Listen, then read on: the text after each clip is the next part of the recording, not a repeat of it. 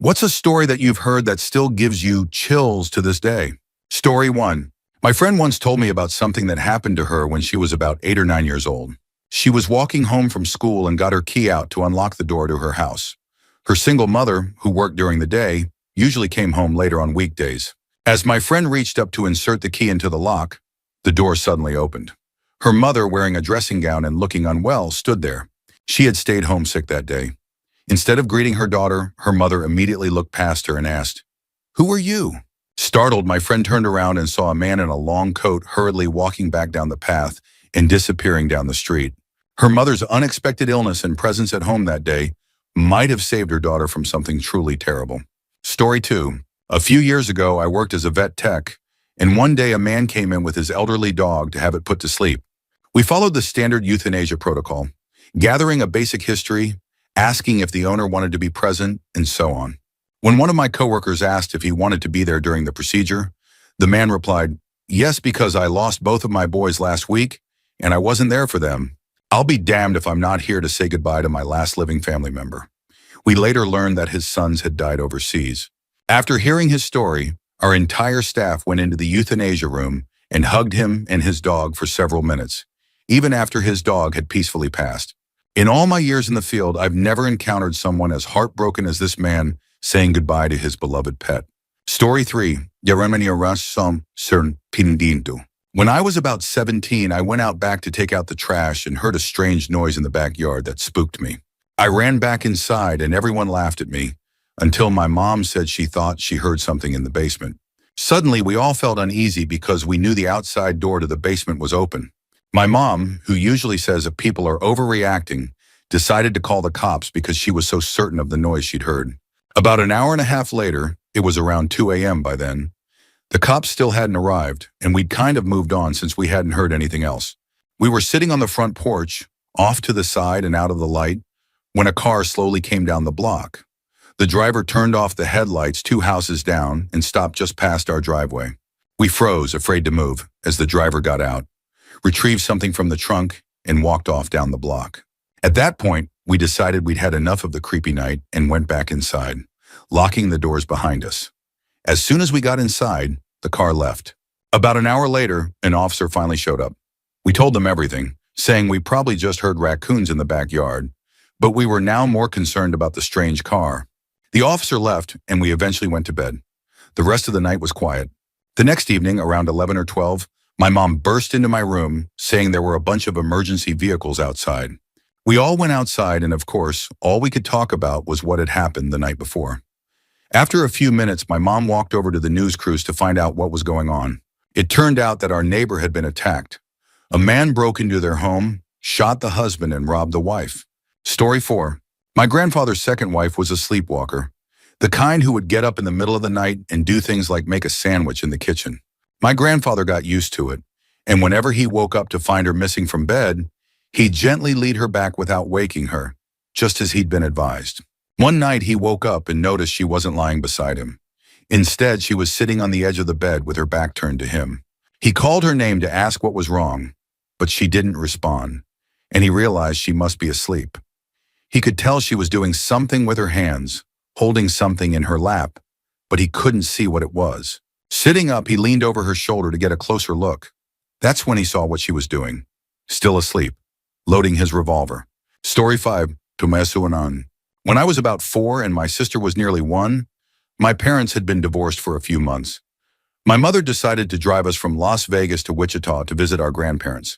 During one stop at a gas station, a man approached our car and said to my mother, "I hate to see a single mother traveling alone. I noticed we're heading in the same direction.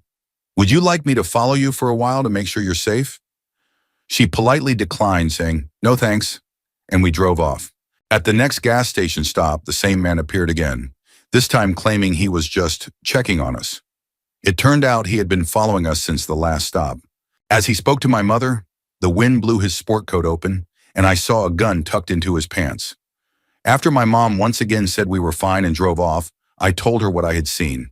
While driving, my mom wrote a note detailing who we were, where we planned to spend the night, and a description of the creepy man following us. She asked the next gas station attendant to contact the police in the town where we'd be staying and let them know the situation. When we arrived at the next gas station, my mom quickly handed the clerk the note and drove off in a hurry. At the hotel, the manager had police officers waiting in one room and gave us another room with pizza and soda. Later that night, the man showed up and asked the manager if his wife and kids had checked in and which room they were in. The manager handed him the key to the room with the police. The officers questioned him and discovered he was a convicted rapist with a warrant out for his arrest. He was taken into custody, and thanks to my mom's quick thinking, we were safe. Story 6. When Chinese basketball star Yao Ming walked through the National Stadium during the opening ceremony of the Olympics, all eyes were on him. But few people paid attention to the little boy walking beside him. That boy was Lin Hao, a 9-year-old survivor of the devastating Sichuan earthquake in May. The international press reported Lin as an earthquake survivor, but what many missed was the full extent of his bravery. Lin, who attended Uzixi Primary School in Wenchuan County, near the quake's epicenter, not only survived but went back into the rubble after escaping to save 2 of his classmates. During the rescue, Lin was struck by falling debris, suffering injuries to his head and arms. Despite his pain, he encouraged the remaining 10 survivors from his class of 32 to sing songs together to keep their spirits up while they waited for help. When asked why he risked his life to save others, Lin replied, "I was the hall monitor. It was my job to look after my classmates." His courage and selflessness were a moving tribute to the resilience of those affected by the earthquake and a moment of pride for the nation during the Olympic ceremony. Story 7. When I was in elementary school, a student at my school was involved in a horrific tragedy, a triple homicide suicide. His father killed his mother, his brother, and then him before taking his own life. According to the news, it happened in the middle of the night while they were sleeping, but I couldn't stop imagining what it must have been like to be in that house during those moments. After the first murder, everyone in the house would have woken up. The thought of being surrounded by the people you've loved and trusted your whole life, only to witness them being taken away one by someone you looked up to, is terrifying. The child was only 10 or 11. It was incredibly sad. What made it even worse was that in high school, a similar incident happened in my city. It wasn't someone from my school this time, but the house where it happened was less than a mile from where I lived. These kinds of events are so unsettling, especially when they happen so close to home. Story 8. 2 years ago, I was in a car wreck that nearly killed me. It happened late at night as I was driving home. I fell asleep at the wheel and crashed into a tree on the driver's side. I don't remember anything from the accident or the days immediately following, but I woke up in the ICU, strapped to a bed with a respirator and a feeding tube. My injuries were severe. I had broken bones in my skull and collarbone.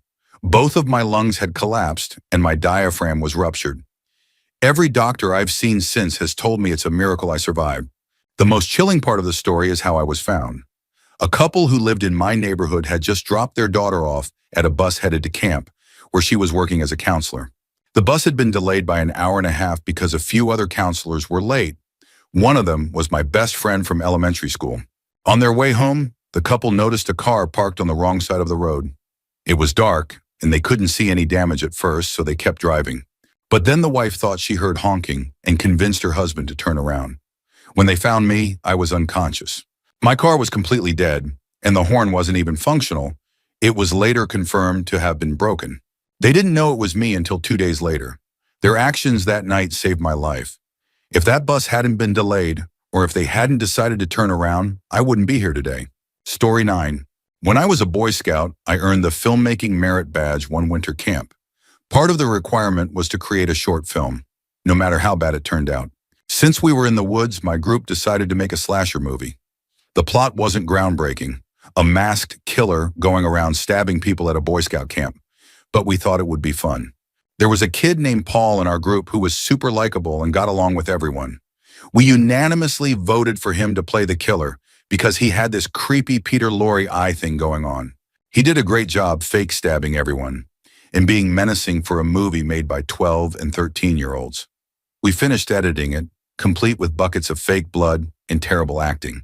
And I forgot about it for years. Fast forward 6 years. I was a freshman in college when I ran into Paul on campus. We hadn't kept in touch, but we made small talk about spring break plans and went our separate ways. A week later, I was back home watching the news when I saw a story about a young man who had killed his parents, 2 family dogs, and set their house on fire over spring break. The suspect's photo appeared on the screen, and it was Paul. You can probably guess how he did it. He stabbed them to death. Storiten. When I was 16 or 17, my friends and I often went camping in the mountains. We'd bring weed, beer, and sometimes acid. But I was always too scared to do much, probably because I took my parents' warnings to heart. That night, most of my friends were tripping on acid while I was sipping a beer, enjoying the fire. A group of us girls decided to head into the woods to pee, still too squeamish about the boys seeing us. One girl, who was really high, kept searching for the perfect spot, so we wandered deeper into the woods. Eventually, we reached a small clearing and decided to pee there. Afterward, as we were heading back to camp, one of the girls heard a low moan coming from the other side of the clearing. She told us to be quiet and listen, but we didn't hear it and urged her to come back with us. She insisted on investigating, so I went with her. We moved cautiously, our lantern's light barely reaching into the darkness. Suddenly, the light illuminated a car, a brand new looking Subaru. The sight of it startled us, and we ran back to the group screaming. When we told the boys, they teased us, saying we'd stumbled on another campsite, and we eventually laughed it off. 5 years later, I was in nursing school, working as an admin assistant in a labor and delivery hospital. One of my co-workers and I became close friends, and one night, she told me about her father. He'd been missing since she was in high school. He had a history of suicide attempts, and her family assumed he had succeeded, though no body was ever found. She confided that she secretly hoped he had just run away to start a new life. Not long after, a man was discovered in a stolen Subaru up in the mountains where we used to camp. He had been there for years through every season and had taken his life with a hose running from the tailpipe to the car window. The discovery made the news, and one of my old high school friends called to remind me of that night in the woods. It was the same area, and the car we saw was likely his. Later, my coworker received a call from her mother. The man in the car was her father. We had heard him moaning. We had seen the car. If we hadn't been such scared kids, maybe we could have done something. Watching my friend fall apart over the news was heartbreaking, but I never told her about my experience in the woods. I've always carried the guilt with me. Story 11. The story of the girl who got lost in the Odessa catacombs in 2005 is haunting. I can only imagine the grim realization of being lost and alone in a seemingly endless maze of tunnels. At first, you might think it's just a matter of retracing your steps, but then the battery on your phone dies, plunging you into complete darkness. You're left feeling along the cold, damp walls as an eerie silence surrounds you, broken only by your footfalls and sobs. Your only company is your fears, regrets, and the crushing question of how you ended up in this nightmare when just hours ago you were drunkenly partying with friends. Days pass, and your cries into the void go unanswered. Hope of rescue fades. You realize no one is coming. Dehydrated, hungry, scared, and exhausted, you collapse, your body giving out long before help ever arrives. 2 years later, your remains are found, a tragic reminder of the fragility of life and the dangers of the unknown. Story 12. My Oma grew up in Wieslach, Germany, during the Holocaust and World War II. She rarely talks about that time, but when she does, her stories are chilling. She once mentioned that friends of hers would just disappear, but they were raised not to ask questions. The most haunting story she told me happened when she was playing by the railroad tracks with her friends. A large freight train passed by, and she heard scratching and screaming. It wasn't the sound of animals. She knew that sound well. This was different. Frightened, she ran home and asked her mother what it could have been.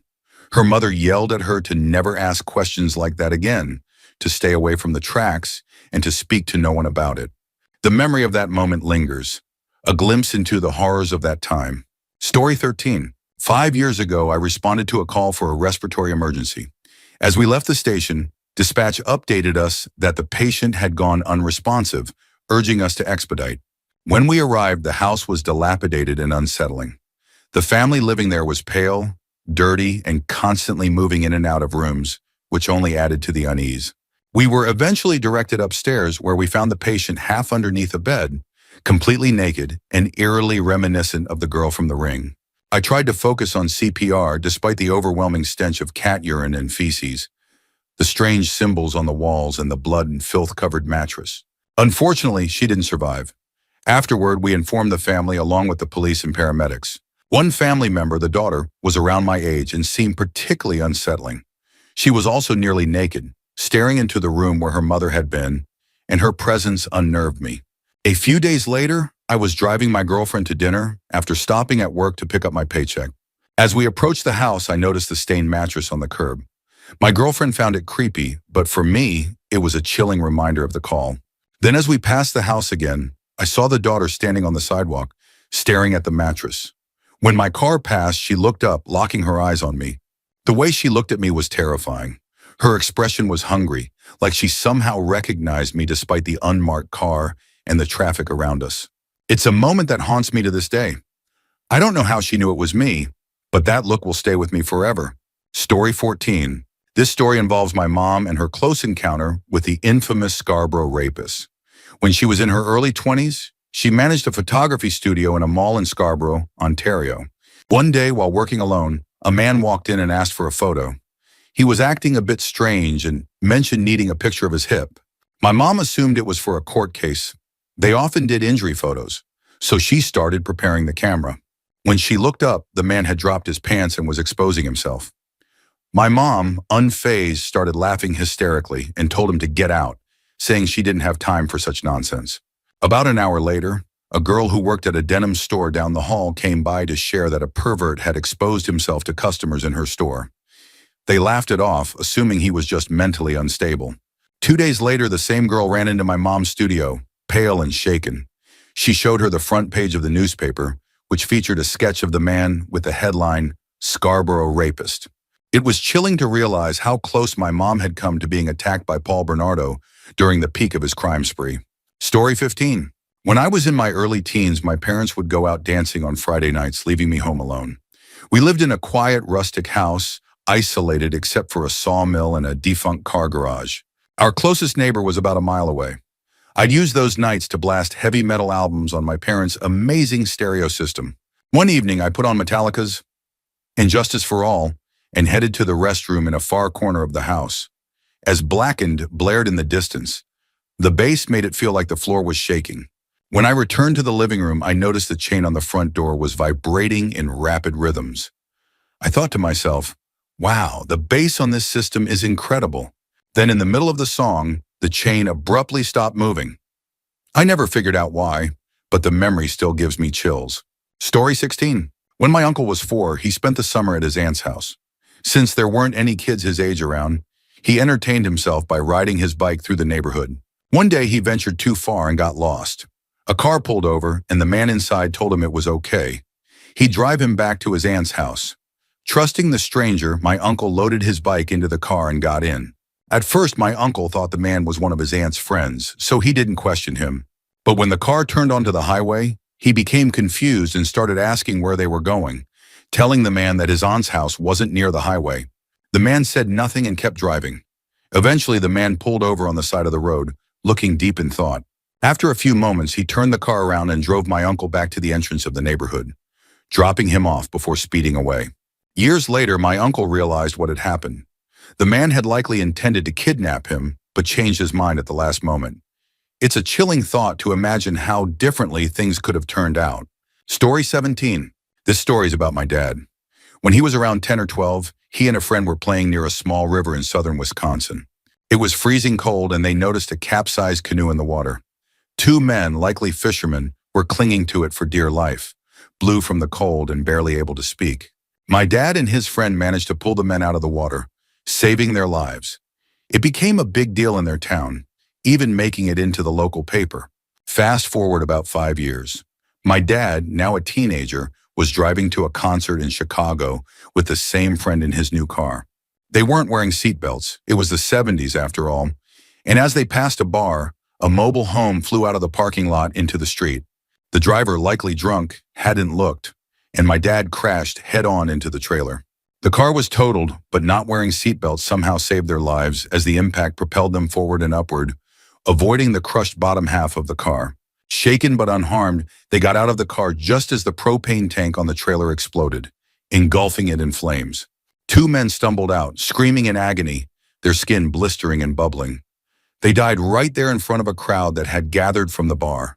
My dad later discovered that these 2 men were the very same fishermen he and his friend had saved 5 years earlier. Life has a strange, dark sense of irony. Story 18. In my senior year of high school, I took a class on genocide. Toward the end of the course, several Holocaust survivors came to speak with us. One man's story stood out. He recounted a moment when he was rummaging through garbage in a concentration camp, searching for food, and was caught by a guard. The guard forced him to kneel, and he felt the cold barrel of a gun against his neck. Just as he thought his life was over, a thick fog rolled in, distracting the guard. Suddenly, he heard a clang and the sound of footsteps. When the fog cleared, he saw a bloody shovel on the ground and realized another prisoner had struck the guard and fled. The man said he had spent his life wishing to thank the stranger who had saved him that day. 3 speakers later, another man shared his story. He spoke about a night in the camp when he was searching for food and saw another prisoner being caught by a guard. He was terrified but saw a shovel nearby when a thick fog rolled in. Acting on instinct, he grabbed the shovel, struck the guard, and ran back to his bunk. He lamented never seeing the man he saved again. The entire room erupted as we realized that the 2 men were talking about the same event. They were brought together after nearly 70 years and immediately embraced, breaking down in tears. Amazingly, they had been living only 4 miles apart for the last 40 years. Story 19. As a funeral director, I once had a man come in who had lost his teenage daughter. She was a daddy's girl, and her death devastated him. He spared no expense for her burial, buying the best casket in a high-quality vault. But after her interment, he began having recurring nightmares.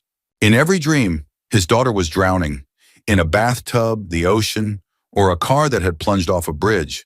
Every time he could hear her screaming, "Daddy, help me, I'm drowning." Drowning had nothing to do with her cause of death, so at first he chalked it up to grief. But the nightmares wouldn't stop. The man came back to us, desperate for answers. After hearing his story, we obtained a permit to dishonor her and move her to another cemetery. When the vault was opened, we discovered it was filled to the brim with water, despite being designed to keep water out. It was horrifying. After moving her to a different cemetery, the man's nightmares ceased. Sometimes it seems like the connection between the living and the dead goes deeper than we can understand. Story 20. When I was 18, I stayed alone at my parents' house while they went on a summer vacation. I lived in an outhouse on the property and never locked my room, thinking it was safe. On the 3rd day, I visited a local haunted house where a gruesome family murder had taken place in the 80s. My friends joked about how eerie it would be if something happened to me that night, like a cliché horror movie. I brushed it off but grabbed my little brother's baseball bat and put it by my bed just in case. That night, I went to bed as usual, pulling the curtain closed on the window that overlooked my bed. Around 3 a.m., I was suddenly overcome by the feeling that someone was watching me. The silence was deafening, and I struggled to emerge fully from sleep. Part of me tried to dismiss it as a cat or something, but then I heard the creaky front door open. I froze, eyes wide open but unable to move. I saw a man step into my room, staring at me. He took 2 slow paces toward my bed, breathing heavily, and then, after what felt like an eternity, turned around and walked out. Eventually, I crawled out of bed, grabbed the bat, and crept to the door. It was open. So was the main house.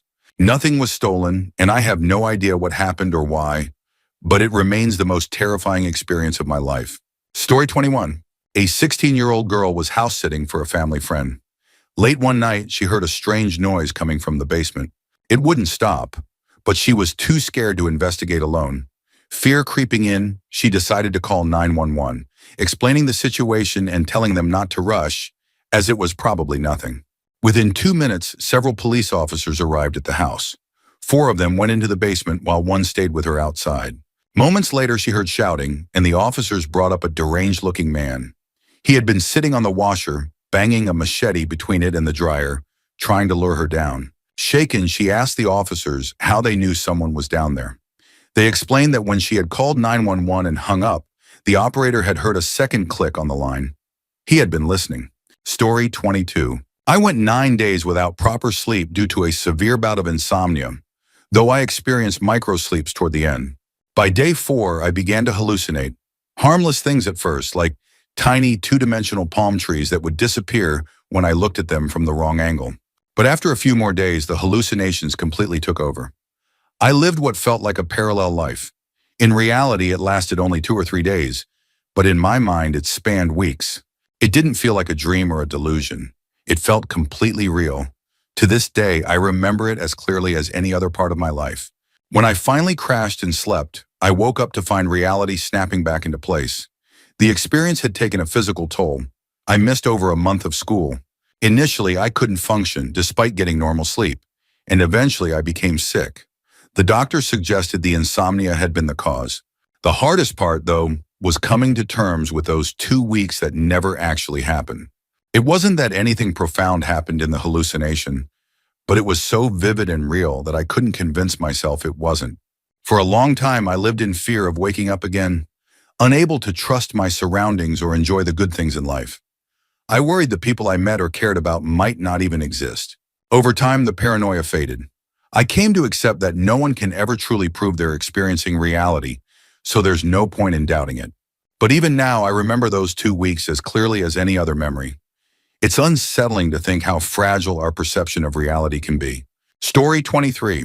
About 15 years ago, when I was 17 and in high school in Seattle, I hung out with friends who smoked and drank, though I didn't often join in. One night, a few of us from the soccer team went to Volunteer Park on Capitol Hill. It was a school night, but they wanted to smoke before heading home. The west side of the park had a lot of trees where you could hide and do things you didn't want to be seen doing. Everything started out normal. Giggling, smoking, and hanging out. I took one hit off the blunt, intending to keep it light since my parents were picking me up later. I told my friends I'd go keep watch for cops and climbed one of the park's large evergreen trees with low, easy-to-climb branches. From about 20 feet up, I had a great view of the Space Needle and was enjoying the night.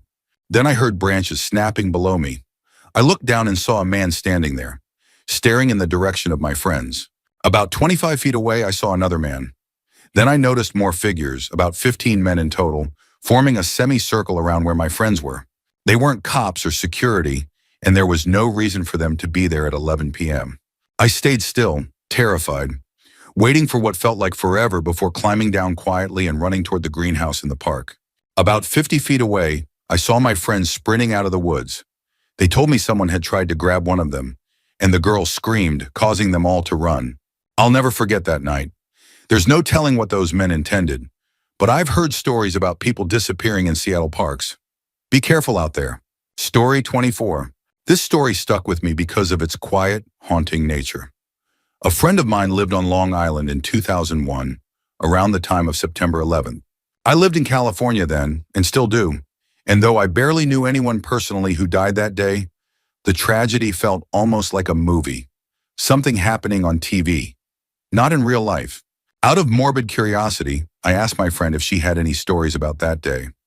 I suppose I was expecting tales of collapsing buildings, panic, and chaos, something that felt dramatic and movie-like. Instead, her story was simple and profoundly affecting. She told me she didn't personally know anyone who had died and hadn't been in Manhattan on that day. But she did mention one detail. Every morning, she went to the train station very early for work, long before most people arrived. Before September 11th, the parking lot was usually empty at that hour. Afterward, there were always 6 or 7 cars that never moved. Day after day, they accumulated parking tickets and chalk marks on their tires. Eventually, the authorities figured out those cars belonged to people who had never come back for them. That image, silent cars left behind, waiting for drivers who would never return, hit me harder than any footage or dramatic story. It wasn't exciting, and there was no action or heroism, just those cars quiet and abandoned, as mute reminders of lives that had been suddenly, violently ended. In that moment, the tragedy became real to me. It wasn't a spectacle or a dramatic tale. It was heartbreakingly simple. Those cars stood as somber markers of a loss that went far beyond anything I had ever seen on TV. Story 25. I grew up in a neighborhood on the outskirts of Oklahoma City where my grandparents had built our house. It was the kind of place where everyone knew each other, and kids felt safe riding bikes and playing outside. However, 3 doors down from us was a house we all called the murder house. Before I was born, a gruesome crime had occurred there. A man was brutally murdered, and his girlfriend was horrifically assaulted. The murder weapon, a machete, was found in a neighbor's backyard and was traced back to a neighborhood greenhouse. For years, it was assumed the murder was related to a drug deal gone bad, but the case went cold, and the house remained abandoned for as long as I could remember. My bedroom faced the street, and from the ages of 4 to 11, I would often wake up in the middle of the night feeling as though I was being watched. At the time, I didn't understand why I felt that way, but the sensation was unsettling. One day, my parents quietly installed blackout shutters in my room. I never questioned it and just accepted that they were there. We moved away when I was 11, and shortly after, someone bought and renovated the murder house. The events faded into the past. Then 2 years ago, at the age of 26, I was watching an episode of Cold Case Files when something about the story felt eerily familiar. Suddenly, the water tower from my hometown appeared on the screen, followed by the house from my childhood. The show revealed that the case had finally been solved. The murderer wasn't a drug dealer as initially suspected, but a peeping Tom who had been terrorizing the neighborhood for nearly 20 years. On the night of the murder, he had been peeking into the windows of that house when he saw the man's girlfriend. He attacked her, and when her boyfriend came to her defense, the murderer killed him. The revelation left me shaken. The peeping Tom had continued lurking in the neighborhood for years after the crime, looking into windows, including mine. My parents had installed the blackout shutters to protect me from his prying eyes. The man was eventually caught when another woman, living just 3 blocks from my old house, filed a peeping Tom complaint. A barefoot print in her garden matched one found at the original crime scene, finally bringing the nightmare to an end. Story 26. This is the story that made me believe in ghosts. When I was 12, my mom took me and a friend along while she got a haircut. Bored, my friend and I decided to walk down the street and window shop. A few stores down, we passed a parking lot where an elderly African-American woman sitting in her car waved us over. She seemed feeble and a bit out of it, but she begged us to go across the street to a salon her daughter owned. She said she was stuck in her car and needed her daughter's help. She kept repeating, "Please, just get my daughter." And I'm stuck in the car. Wanting to help, we crossed the street and went into the salon. As 2 pale kids walking into a predominantly African-American salon, we got some odd looks, but the staff eventually brought us to the manager. When we explained the situation, the manager went pale and looked visibly shaken. Her demeanor shifted from curious to distraught as she asked us a barrage of questions. Finally, with tears in her eyes, she told us her mother had died just a few months earlier in a terrible accident. She had been forced off a bridge, and her car sank in the water. Unable to free herself, she had drowned. Horrified, my friend and I ran back across the street, but there was no sign of the car or the woman. We asked the lot attendant if he had seen anyone matching her description, but he insisted no one like that had been there all shift. To this day, I can't explain what happened. We initially thought it might have been some elaborate prank, but the manager's reaction was too genuine to be fake. I've never doubted the supernatural since. Story 27. This is something that happened to me, and while it's not the scariest experience, it's deeply unsettling. I was living in an old, creaky house in Halifax, Nova Scotia. The house was the kind where every floorboard groaned, and the wind seemed to whistle through invisible cracks. One of my friends from the West Coast came to visit me for 3 weeks, bringing an absurd amount of luggage. 5 or 6 bags and even a squash racket. Don't ask me why. I let him crash on the futon in the front living room. One morning after a late night of drinking, he burst into my room shouting, "Fire! Fire!" I was hungover and groggy, barely registering his words, but I jumped out of bed. The floor was hot under my feet as I followed him into the hallway. I couldn't see flames, but I could hear the unmistakable roar of fire inside the walls. We ran outside to the front yard, where we could see black smoke pouring from the roof. That's when I noticed something strange. My friend's bags and suitcases were all neatly lined up on the lawn, including his squash racket. Apparently, before coming to warn me, he had made at least 2 trips to save his belongings. The fire had started in the basement furnace and spread through the walls, burning the very floor we'd been standing on. Not long after we escaped, the floor in much of the house collapsed into a fiery pit. The firemen told us we were incredibly lucky to have made it out alive. Story 28. My great-grandparents grew up in a small Cajun town in southern Louisiana, steeped in local folklore and superstition. Early in their marriage, they lived near a cane field, with a Catholic church on the other side. While they usually walked to church during the day, one evening, they decided to attend an evening mass. By the time they left the church, it was pitch black outside.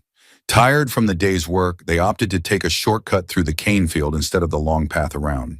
The crickets chirped, and the crunch of cane stalks underfoot was their only guide in the dim moonlight. As they trudged through the field, my great-grandfather stopped to catch his breath. My great-grandmother, walking close behind him, bumped into him, and then they both froze. They heard a third set of footsteps. Heavy, deliberate thuds echoed behind them, crunching the cane stalks. Trying not to panic, they started walking again, careful not to upset whatever was following them. My great-grandmother noticed that the footsteps had an odd rhythm. Fear overwhelmed her, and she broke into a sprint. My great-grandfather followed, and the footsteps behind them grew faster.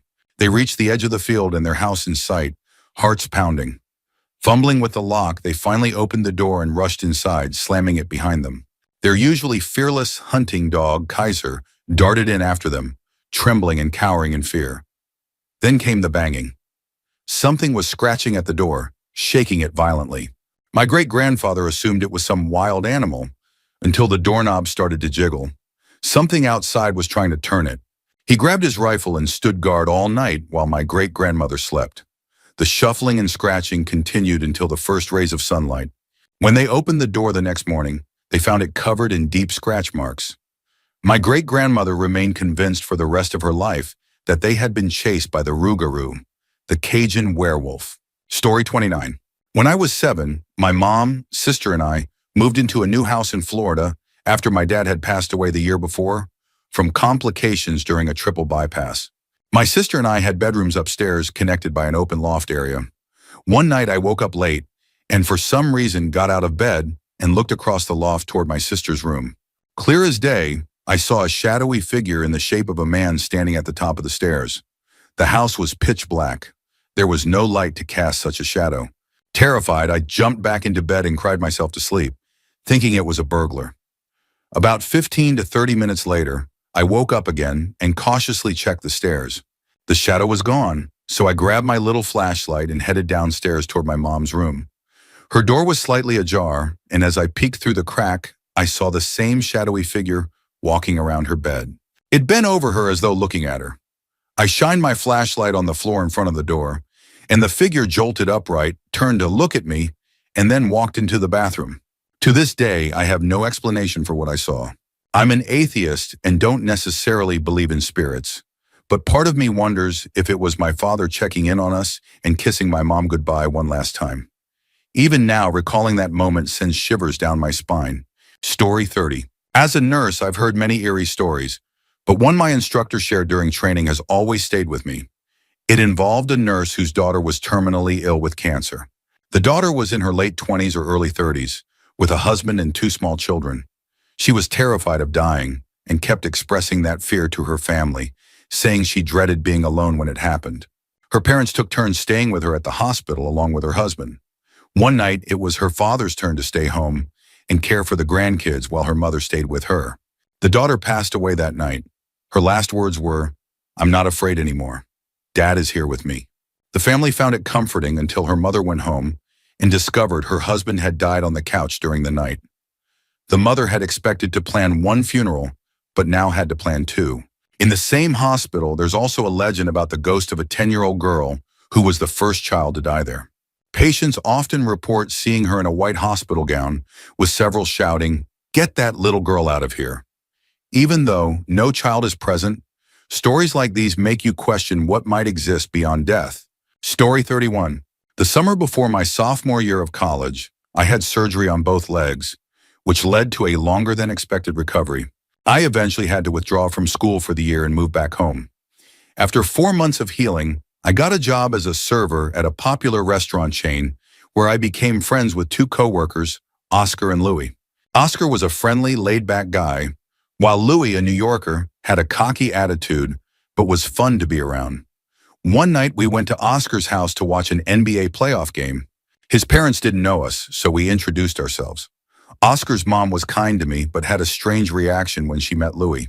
She asked to speak with Oscar privately. When Oscar came back, we asked what was up, but he brushed it off, saying it was nothing.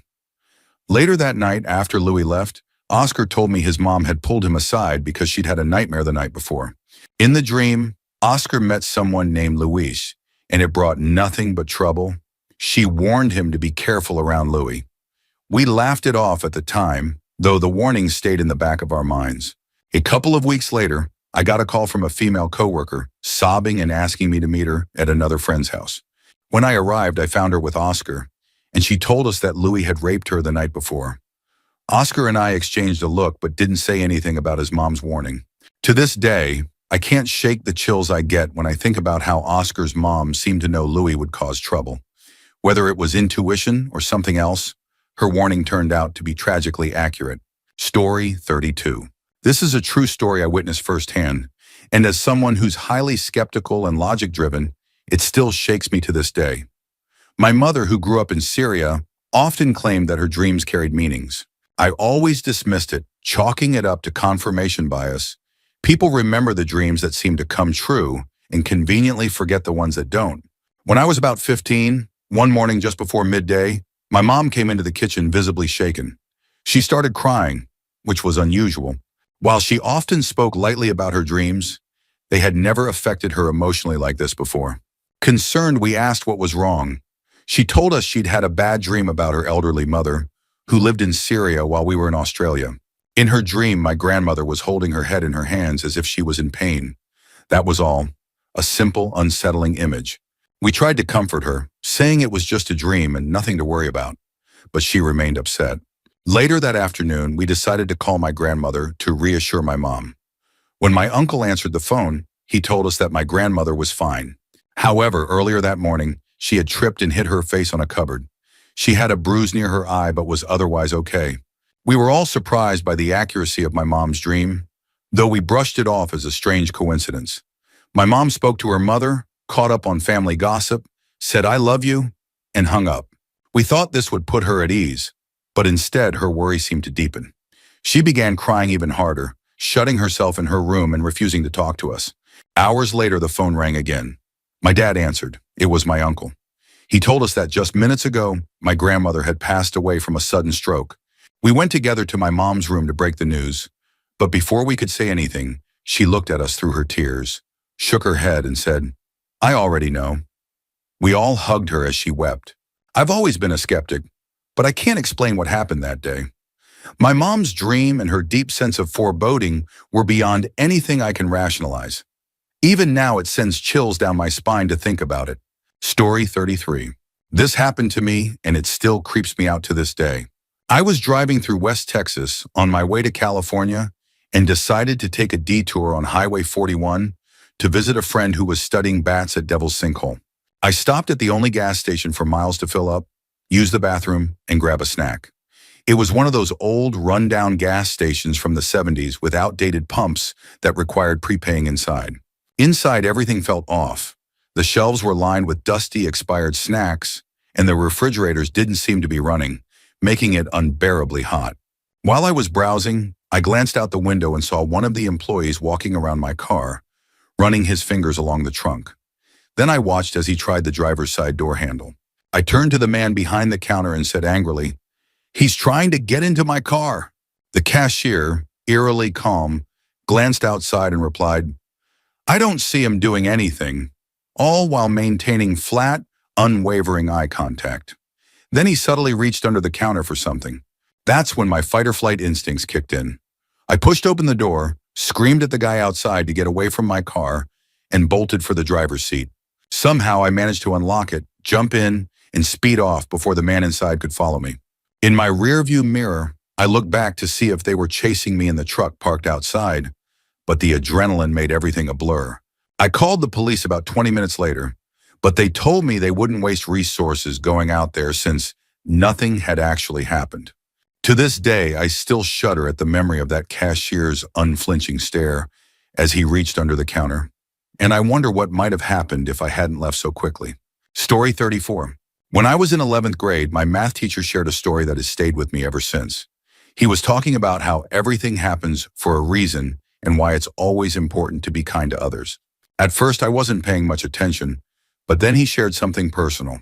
He explained that when he was a senior in university, he decided to spend his final days on campus sitting with people who were alone in the cafeteria. One day, he approached a girl sitting by herself and asked if he could join her. She seemed hesitant at first, but eventually agreed. They talked for a while, and out of curiosity, she asked him why he had chosen to sit with her. He explained that he wanted to make a habit of connecting with people he didn't know. The girl then shared something that gave him chills. In high school, she was shy and unpopular, often spending her lunch breaks alone in the library. One day, toward the end of the school year, a group of popular girls invited her to have lunch with them. At first, she said no, shocked by their invitation. but they insisted, and she reluctantly agreed.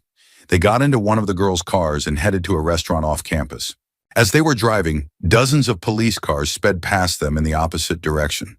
She later learned that they were responding to the Columbine High School shooting. It was April 20th, 1999, and the majority of the shootings took place in the library, where she would have been if those girls hadn't reached out to her that day. Her story deeply affected him, reinforcing the idea that even small acts of kindness can have life-altering consequences. Story 35. This story was told to me by my friend Jacob, and it still creeps me out. Jacob's mother was a drug addict, and while his father didn't have major issues, he stayed with her despite everything. One night, when Jacob and his dad were asleep in the same room, they were woken by loud banging, scratching, and movement coming from his mother's room down the hall. Jacob's dad jumped out of bed and ran to her door, pounding on it. When she opened it, she yelled at him for waking her up, claiming she'd been asleep the whole time. But something was off. The window in her room was wide open, and the TV had been moved across the room, its screen facing outside. Alarmed, Jacob's dad shut the window, grabbed a bat, and locked her room from the outside, making her sleep in the living room. He stayed awake for most of the night. The next morning at dawn, Jacob's dad woke him up. Jacob went to the kitchen to find his mom already there. As he ate cereal, his dad entered the room, wide-eyed, and motioned for them to be silent. They all froze as they heard something shuffling on the roof, moving from edge to edge. Terrified, they stayed quiet until the noises stopped. Jacob's grandmother was called, and she agreed to let them stay at her place. As they waited for her to pick them up, Jacob sat on the couch. The house was silent except for his thoughts. Then he glanced at the door to an empty room in the hallway and froze. A long, unnatural finger was wrapped around the edge of the door. Jacob screamed and pointed, and his dad grabbed him, ushering everyone outside. They fled to a gas station and waited until his grandmother arrived. Jacob later described the finger as looking unnaturally long and wide, almost like a foam finger, but with an unsettlingly human texture. When they returned to the house to gather their belongings, nothing was stolen, but the window in the empty room was wide open. They never went back after moving out. Story 36. This chilling tale from NH Magazine recounts an incident at the Lakes of the Clouds hut on Mount Washington. In the spring, an AMC crew member named George was sent to assess winter damage and report back any equipment needed for repairs. The hut's windows had been securely boarded for the harsh winter, and George arrived safely, settling in to rest after his long trek. That evening, the base crew tried to contact him via radio to confirm his arrival, but George didn't respond. Initially, they weren't alarmed, assuming he might be out exploring. However, by 8 p.m., with no word from him, they began to worry. The next morning, a group of crew members set out to check on him. When they arrived, George's belongings were scattered on the dining room floor, and his radio was still powered on, but there was no sign of him. They called out and searched the hut, their flashlights cutting through the eerie darkness. Finally, they heard a faint whimper coming from under the kitchen sink. When they opened the cabinet, they found George crouched inside, clutching an axe and shaking violently. Terrified, George repeatedly begged them, "Just get me the hell out of here." They helped him outside and back down the mountain, calling for an ambulance to meet them at the base. George refused to explain what had happened until weeks later when, still recovering in the hospital, he confided in a friend. George explained that after arriving at the hut, he rested in the dining room, unpacking his supplies. He felt someone behind him, as though about to touch his shoulders. Turning quickly, he saw a grotesque, distorted face pressed against the dining room window. The windows were boarded from the outside, but the face seemed to be peering through the boards. Panicking, George backed away, only to see the same face in another window, and then another. It appeared in every pane, as though moving through the wood itself. He remembered the face melting into the room before everything went black. George never returned to the hut or the AMC crew, and whatever happened on that mountain haunted him for the rest of his life. Story 37. In November, my wife and I bought a house, but our lease on the apartment didn't end until December 31st, so we procrastinated and waited until the last minute to move out. On the day before the lease ended, we were frantically packing and making trips to the dumpster to clear out what was left. My wife was packing, my son and older daughter were helping take out trash, and our youngest daughter, just 6 months old, was sitting in her car seat in the living room. The building was unusually quiet. Our college student neighbors were out of town, and the family across the hall had just left for the evening, congratulating us on the new house as they went. We were so focused on our tasks that none of us noticed when the mood shifted. My youngest daughter, who had been giggling to herself, suddenly went silent. None of us noticed that the front door had been left wide open. It wasn't until my daughter's scream pierced the air that everything came to a halt. My son was the first to hear her since he was in the kitchen right next to the living room. He called out, and I sprinted toward the sound, almost knocking over my older daughter. My wife, who had stepped out of the room just moments before, rushed in ahead of me. My daughter was screaming uncontrollably in her car seat, and nothing we did seemed to calm her. As I focused on her, I almost missed my son standing still in the kitchen, staring at something. "Daddy, the door's open," he whispered, his voice trembling. Annoyed, I asked him why he didn't close it. I assumed he or his sister had forgotten in their excitement. But as I moved toward the door, I noticed something odd. It was pitch black outside. There were no lights on the stairs or in the hallway leading to our door. Nothing but the faint light spilling from our nearly empty living room. That's when I saw it, a small figure in the shadows. My son must have noticed it before I did because he was frozen, eyes locked on the doorway. Stepping closer, I realized it was a child. A boy, no older than 5, stood there. His hair was messy, his face smudged with dirt, and he wore no shoes. I didn't recognize him, which was strange since I knew the faces of most of our neighbors. My wife, still comforting our screaming daughter, also looked confused. I glanced into the hallway, searching for a parent, but saw no one. Just as I started to ask the boy where his parents were, he abruptly spoke. "I'll take the baby," he said, his voice monotone. His face tilted downward, eyes fixed somewhere beyond me, on my daughter. He had no expression, no smile, nothing but a blank stare framed by unkempt hair. Before I could respond, a woman's voice called from down the hall. "Come here," she said sharply. I turned to see her walking quickly toward us, but something felt off. I hadn't heard any doors open or close, and I hadn't seen her approach. It was as if she had materialized from the darkness. She took the boy by the arm and hurried him away without so much as a word to me. I didn't recognize her either. The two disappeared into the shadows at the end of the hall. I stood frozen in the doorway, unsure of what had just happened. My wife called out, asking if everything was okay, but I had no answer. We locked the door and continued packing, but I couldn't shake the image of that boy's blank stare or his chilling words. Story 38. My mom told me this story a while ago, and it still gives me chills. One late night, she and my dad were in a taxi heading home. They noticed the driver was taking an unusual route, but assuming it might be a shortcut or just a way to rack up the meter, they didn't think much of it. That was until my mom noticed a subtle exchange of looks between the driver and 3 men at a bus stop. The men immediately got on a bus, which struck her as odd but not alarming at first. A few minutes later, the driver suddenly turned down a dark, deserted road and stopped. He told my parents there was an issue with the car and asked them to stay seated while he checked it out. The moment he got out and went around to the back of the taxi, my mom's instincts kicked in. She grabbed my dad's hand, opened the door, and dragged him out. They ran as fast as they could until they reached a street with more people. From a safe distance, they turned back and saw the bus stop. The 3 men my mom had noticed earlier were getting off the bus and heading in the direction of the alley the taxi had just turned into. To this day, my mom is convinced that if they hadn't run, something terrible would have happened that night. Story 39. When I was about 10, my family lived in a small neighborhood with a gated community pool and jacuzzi. My dad, brother, and I would often go there in the evenings when it was usually empty. One winter night, the 3 of us were in the jacuzzi. My brother and I throwing bouncy balls around and annoying my dad, who was trying to relax. At some point, I threw my ball too hard and it flew out of the jacuzzi area, rolling into a bush by the large, dark swimming pool about 100 feet away. Thinking I'd probably lost it, I decided to check anyway. I got out of the jacuzzi and walked toward the bush. As I approached, I heard rustling coming from it. I froze, my timid 10-year-old self unsure of what to do. Then out of the bush, a man stood up. He was in his mid-40s, wearing only underwear, and just stared at me without saying a word. Terrified, I ran back to the jacuzzi as fast as I could and jumped in, crashing into the water. My dad, irritated by my splash, started to scold me until I blurted out, "There's a man in the bush." My dad stood up and looked over, spotting the man who was still standing there, staring silently. "Hey, what are you doing?" my dad called out.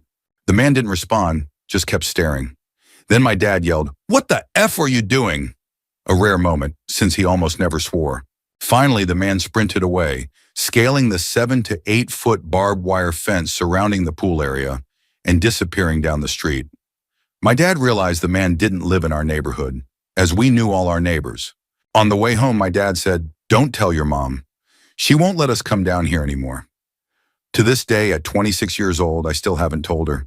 That man's silent, unblinking stare remains burned into my memory. Story 40. A friend of a friend went on a spring break trip to the Caribbean with some girls from her sorority. While out at a club, one of the girls met a suave, charming guy. They hit it off and went to another room to hook up. However, the session was cut short when her sorority sisters insisted they leave to head back to their hotel. The girl thanked her friends for stepping in because the guy had been trying hard to convince her to come home with him. They exchanged numbers, and she thought little more of it. A couple of days later, the girl developed a rash around her mouth. Meanwhile, the guy from the club was blowing up her phone with calls and texts, persistently asking her to come over. Concerned about the rash, she went to a local doctor. As the doctor examined her, they began asking more questions about her recent sexual activity. She mentioned the man from the club. The doctor informed her that the bacteria causing the rash was only found on decaying human flesh. Alarmed, the authorities were notified, and the man's contact information was retrieved from her phone. When the police raided his home, they discovered a horrifying scene. The house was full of dismembered, rotting bodies of women. He had been luring girls home, raping and murdering them, and then continuing to have hours with their corpses for days or even weeks after their deaths. As if that weren't enough, he had been consuming parts of the victims as well. The girl's chance decision not to go home with him likely saved her life. Story 41. This happened during my senior year of college over Christmas break in 2006. I was house sitting for one of my professors while he was out of town for a bowl game. The house was on a large, isolated piece of land in the middle of nowhere, complete with horses, fishing, and a gator to ride around. My girlfriend at the time came with me to keep me company. The first 2 nights were uneventful, but the last night took a turn. My professor's small, fluffy dog started barking furiously at the back door. At first, we brushed it off, figuring it might be a coyote, but to be safe, we brought the dog inside. After a while, the barking didn't stop, and we started feeling uneasy. My girlfriend decided to check outside, claiming she saw something small and gray, which she assumed was a coyote, run off into the distance. Relieved, we settled back inside. Not long after, the dog began barking at the window on the other side of the house. We tried to ignore it, but the tension grew. Eventually, we decided to call it a night and get into bed. As we lay there in silence, I heard it. A faint, eerie voice. It sounded like a young girl softly singing a lullaby. I didn't say anything, hoping it was just my imagination. Then my girlfriend broke the silence. "Let's get the F out of here," she said. I asked why, and she replied, "You didn't hear that little girl singing?" So that was all it took. "Okay, let's get the F out," I said, and we scrambled to leave. I called someone on my phone to talk to us as we walked to my car, just to keep us grounded. The next morning, I went back to clean up the house and finish my duties, but the memory of that night still sends chills down my spine.